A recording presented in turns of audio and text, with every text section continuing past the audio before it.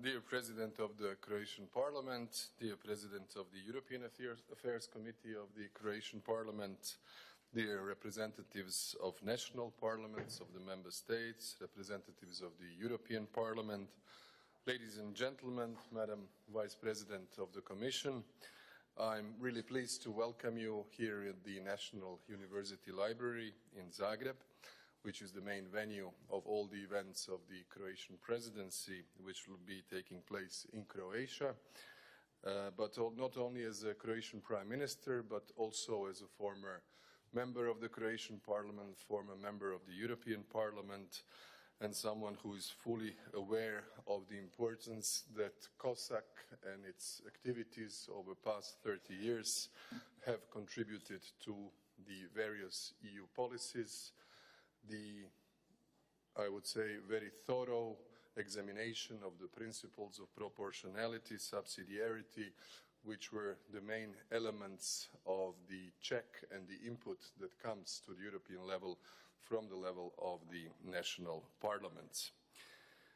The Croatian presidency for us indeed is a historic moment. It comes 28 years after international recognition of Croatia, 25 years after the liberation of the occupied territories of our country, and 22 years after the peaceful reintegration of the Croatian Danubian area into our legal and constitutional order.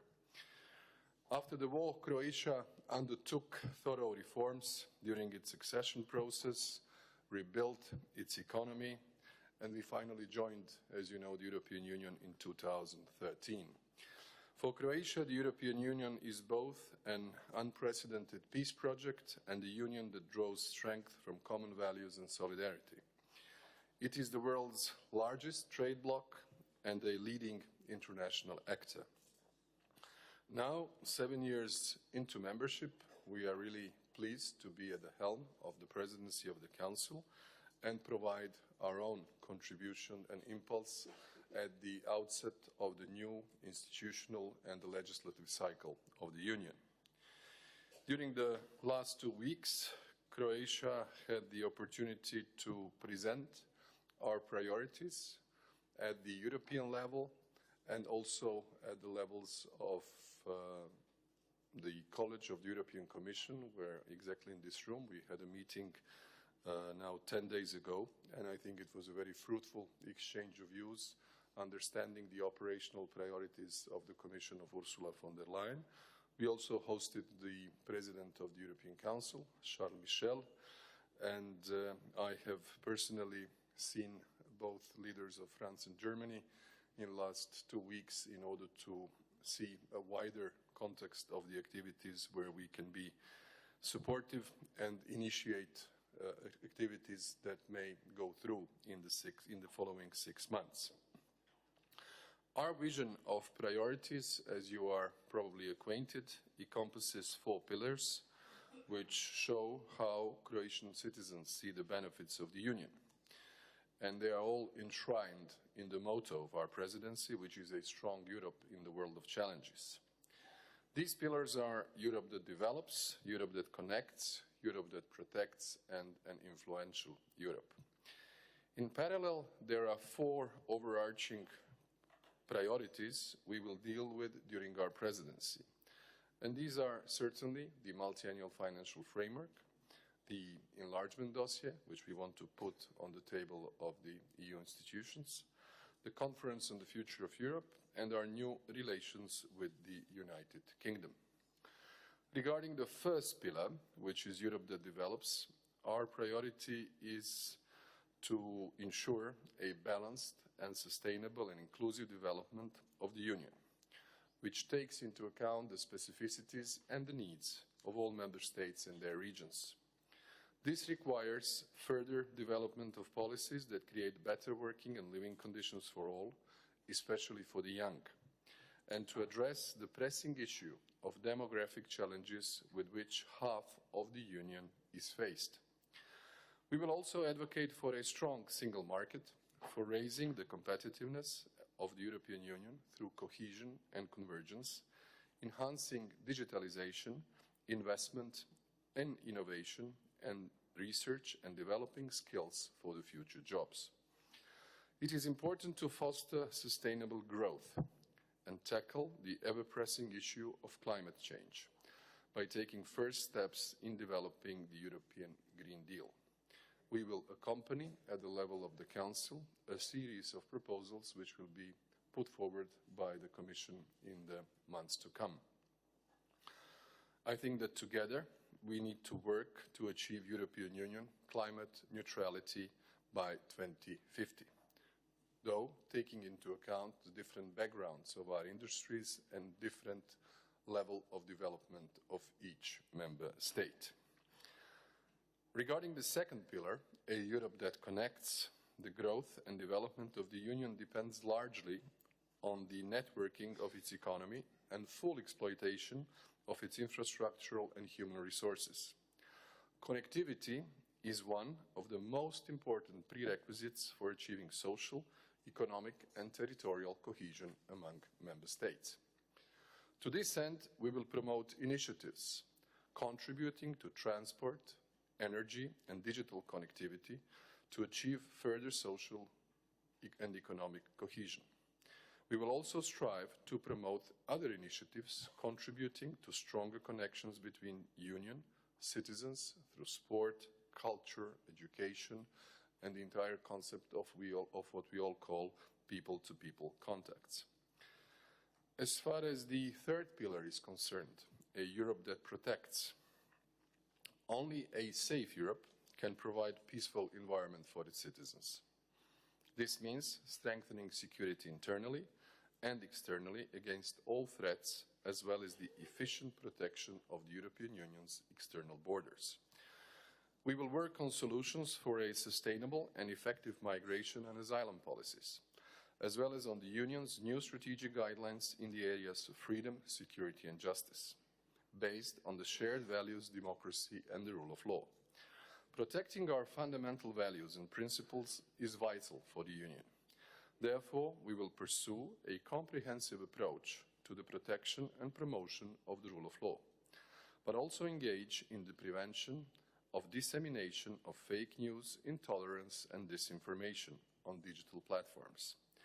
A Europe that protects also refers to improved protection of economic, social and cultural rights, together with better environmental and consumer protection standards. As far as the fourth pillar, an influential Europe is concerned, we believe that no single member state is able to address international challenges on its own. So we have to reinforce our unity, which is, in our view, our biggest strength. To confirm our global role in today's multipolar world, Europe should speak with one voice, more often and more loudly. This also requires further development of capabilities and instruments for joint action, including our defense in complementarity with NATO. Only by strengthening the Union's instruments for dealing efficiently with global issues shall we be able to support our ambition as a global actor to build a more influential Europe. It also involves advocating for a Europe that has a leading role both globally and in its neighborhood, in strengthening multilateralism, promotion of European values, and the fulfillment of United Nations 2030 Agenda for Sustainable Development. Our credibility in international relations requires, above all, a responsible and geopolitical approach towards our own neighborhood. On that note, we will host the European Union Western Balkan Summit in Zagreb in May, which I will address later under the topic of enlargement. Being fully aware of the positive transforming power of the accession process, we will continue to support actively the EU enlargement based on the fulfillment of all the membership criteria. In close cooperation with the President of the European Council, we agreed to organize an Eastern Partnership Summit in Brussels in June, which is a signal to our neighbors in that part of Europe. As far as the other main and most, I would say, politically and mediatically attractive points, I would like to mention a few perspectives from Croatia. We need to build on the results of the Finnish presidency and undertake necessary efforts as far as the multi-annual financial framework is concerned. You are aware that the European Council in December mandated the President of the European Council, Charles Michel, to take forward the negotiations regarding the negotiating box, which we feel is good and positive because in this last year of the really complex negotiations, we need to have someone as neutral as possible to handle the final compromise. We will, as presidency, not only support him at the highest political level, but we shall do a maximum support at the level of the General Affairs Council, as we have done so far, as well as on the COREPER level, and also in the context of our relations with the European Parliament, because we need to get through, as you are aware, around 43 pieces of legislation, which actually makes the entire bulk of the multi-annual financial framework. We would like to have these negotiations finished on time, if possible during the Croatian presidency, because that would enable us all to start on time with the new operational programs. The experience tells us that whenever there is delay in the adoption of the MFF, we then suffer during the first years of the financial perspective when it comes to the national envelopes and the implementation. We feel that the next 7-year budget must retain its development-oriented and socially sensitive character.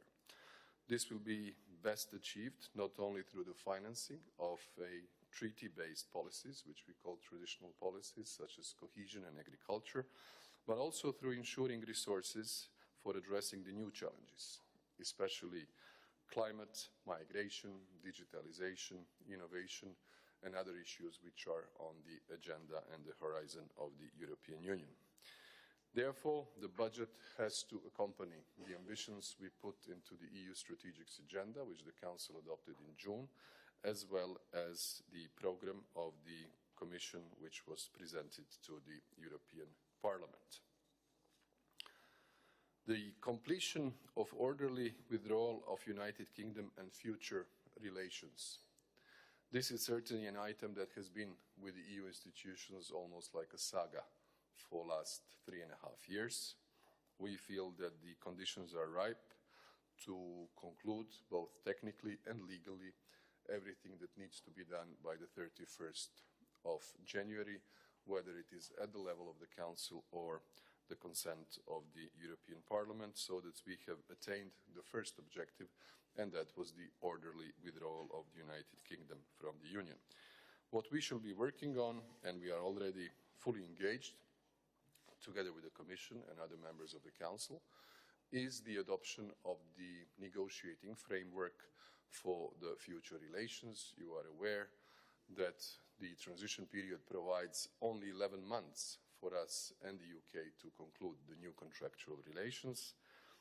It seems for the moment that the UK government doesn't seem to be willing to request a prolongation, which is due to be submitted, if there is one, by the end of June. If there is no such a request, then we need to negotiate a sensible and reasonable first contractual relation after the divorce. On the enlargement, you know that this is an item which certainly doesn't have as enthusiastic reception at the level of the nation member states, publics or political parties, as it used to have in the 90s or the first half of the previous decade. But what we have is a responsibility. And this responsibility for us, especially as the only country who, from the Zagreb summit in 2000, which was the first summit that paved the way in the European perspective for the countries of Southeast Europe, managed to move from one side of the table to the other. Croatia is the only success story in terms of Southeast European countries in 20 years. And from that point of view, we would like to put this item on the agenda. Therefore, in this room, we will have this summit in May. The idea is to structure the regular meetings in the future, at least every 2 years, because this has been something that was literally lacking. You will recall, those of you who are following a little bit closer, the relations between the EU and the Western Balkan countries. There was a summit in Zagreb in 2000, then one in Thessaloniki in 2003. Then we had a void of 15 years until Sofia 2018, and there wasn't ever a full format meeting between the heads of state and government of the EU and the countries of the region. Luckily, the German Chancellor Merkel initiated in 2014 an exercise called Berlin Process, which substituted partially this lack of dialogue, but it was more focused on projects, on connectivity, on infrastructure, on support for the development, rather than a systematic, institutional, contractual, and politically framed comprehensive dialogue. So we want a political summit which will really dive into the substance of the dossiers in the region, and very realistically, without any politically speaking naivete, look at what we can do with each other in the decade that is about to start. A special attention will be dedicated to the unblocking of the situation which we unfortunately had with North Macedonia and Albania at the level of the European Council in October.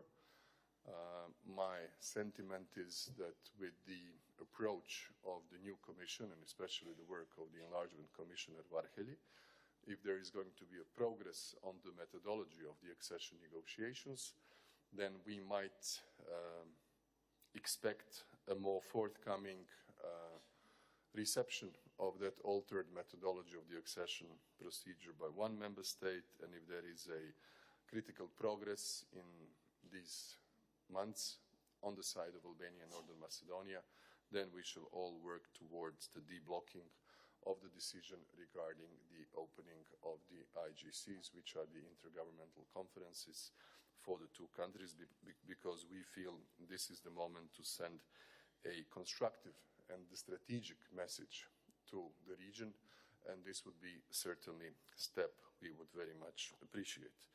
This doesn't mean that we would neglect other countries, such as Bosnia and Herzegovina, because they also have their due place in Europe, and we need to support their constructive reform efforts.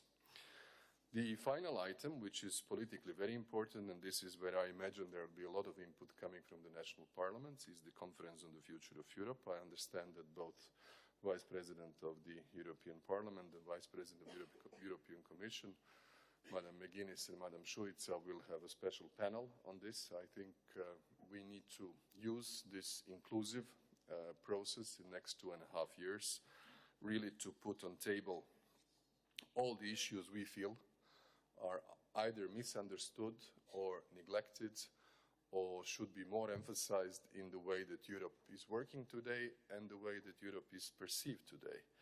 Because I have said it also many times in the Croatian parliament, a certain amount of our citizens across Europe feels disconnected, feels excluded, feels discontent, and they articulate discontent in different manners. Some during the elections by supporting the protest political parties or protest groups that eventually evolve to the political parties, or articulate their dissatisfaction in other manners by demonstrations or all sorts of protests that we have faced across the European continent.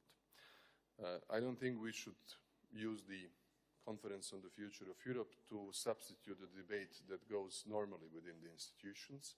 It has to be a substantive debate that will leave open the finalité of its conclusions, because we can't really be sure what will be the outcome in 2 years, 2.5 years from today.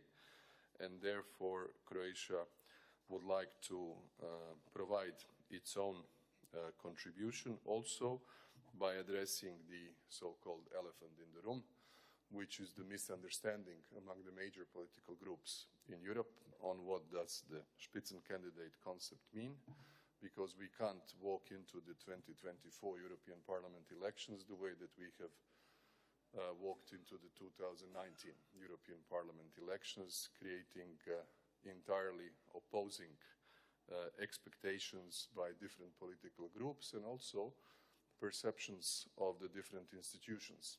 How should really be taken into account the result of the European Parliament elections. So these are the items which I felt are important at the beginning of our dialogue to be put forward. I really look forward for your questions, and I'm happy to answer any of your concerns. Thank you very much.